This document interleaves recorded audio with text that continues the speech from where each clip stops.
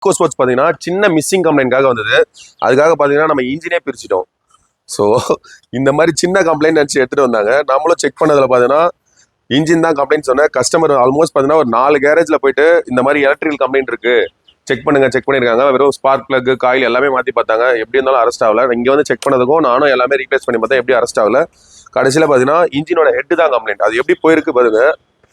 இன்ஜினோட ஹெட்டில் பார்த்தீங்கன்னா மேலே வர ஆயில் சீல் வந்து ஃபெயிலியர் ஆகி ஹெட்லேருந்து பிஸ்டனுக்கு 4th பிஸ்டனுக்கு மட்டும் பார்த்தீங்கன்னா ஆயில் டேரெக்டாக வந்து உள்ளே இறங்குற மாதிரி ஆயிடுச்சு. இந்த பிஸ்டனில் மட்டும் டேரெக்டாக ஆயில் வந்து உள்ளே போகிற மாதிரி ஆயிடுச்சு. ஸோ நான் ஹெட்டை ரிமூவ் பண்ணி லேத்து காமிச்சு அவங்க ஃபேஸிங் பண்ணி நெக்ஸ்ட் செம்ஸ்டில்ஸும் ஆயில் சீல் எல்லாமே ரீப்ளேஸ் பண்ணிட்டு கொடுத்துருக்காங்க. இன்னைக்கு பார்த்தீங்கன்னா இந்த ஒர்க் தான் ஃபிட் பண்ண போகிறோம்.